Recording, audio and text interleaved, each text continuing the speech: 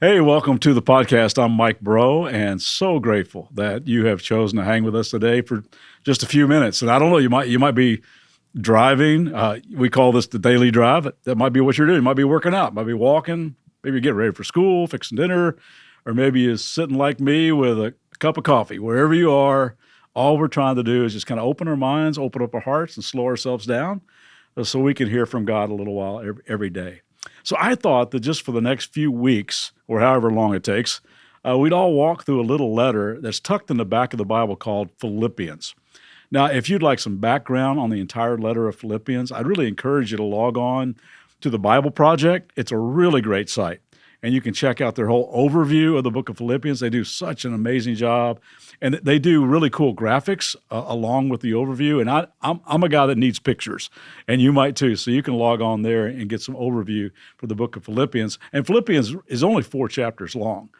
And we're just going to, as we've been doing this, go verse by verse, unpacking whatever God might want to say to us.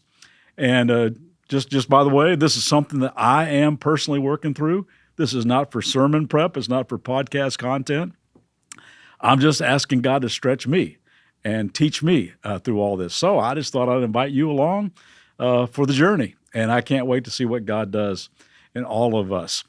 There's this guy, his name is Paul, and some of you have no doubt heard about him, but he was formerly like a really bad dude named Saul. But he had a radical heart change and a strategic name change when he encountered the resurrected Jesus. And God chose this guy to spread the good news of the love of Jesus Christ all over the world. So he and teams of men and women planted churches all over like the Mediterranean region. And then he wrote these letters to new churches in some pretty major cities of the day, cities like Rome and Corinth and Ephesus and Colossae, and this city in the Roman Empire called Philippi, and that's what it's called, Philippians. And you can read all about how the church got started over in the book of the Bible called Acts chapter 16. The church starts with a woman named Lydia, and a really, really cool story about this unique prison break. You ought to read it sometime as some of the background to this letter of Philippians.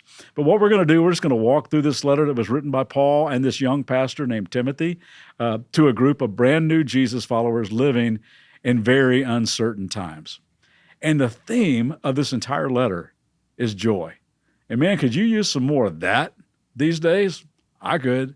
And it's such an amazing, hope-filled letter that will point us more toward being than doing. I think as performance-driven people, we can say, okay, God, so what do I need to do? Just show me the checklist and I'll get after it. As a result, we can suffer from like purpose anxiety where our life and our value and our identity is all wrapped up in how we're doing. And I think this book will help us focus on who we're becoming. And then all the good things that we do in our life will flow out of who we are becoming. It's all about new life in Jesus. It's all about modeling his humility and shining his light and resting in his performance and being transformed from the inside out by his power. So, like we've been doing, we're going to just take these verses in bite-sized form. And I personally love this format for Bible study. I mean, I can only eat like one Chick-fil-A sandwich, but I can eat like 100 nuggets. Anybody else? So just pick it up one at a time. So what we're going to do, we're just going to kind of go through each day without the dipping sauce and just take a nugget at a time. And I believe that if we could just stick that in our heart, that God will use it to bring about some really good stuff inside of us. So y'all ready to get started? If you got a Bible or you got an app like YouVersion, I'm going to be using the New Living Translation. And this is the way Paul starts this letter. And we're going to hit on 12 words today. That's it.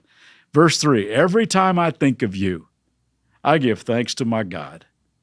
Every time I think of you, I give thanks to my God. I love this. I mean, wouldn't it be great that when we text each other or we Zoom each other, we would open with those words, every time I think of you.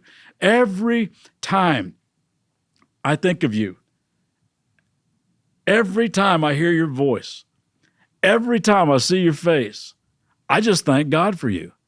I'm just saying that maybe we ought to intentionally go out of our way to make sure that people know just how thankful we are for them. You know, I talked in an earlier episode about the power of gratitude and how the practice of regularly making gratitude lists has been a heart-changing thing for me. Instead of always thinking about what has to get done, spending time thanking God for what He has already done has done more to foster contentment in my soul than just about any other spiritual practice. So today, let me ask you, what are you thankful for? And more specifically, who are you thankful for? Who is it that you can honestly say, every time I think of you, I give thanks to my God? So why not bring them to mind right now and just thank them right now? Thank God for them right now. And while you're at it, why don't you let them know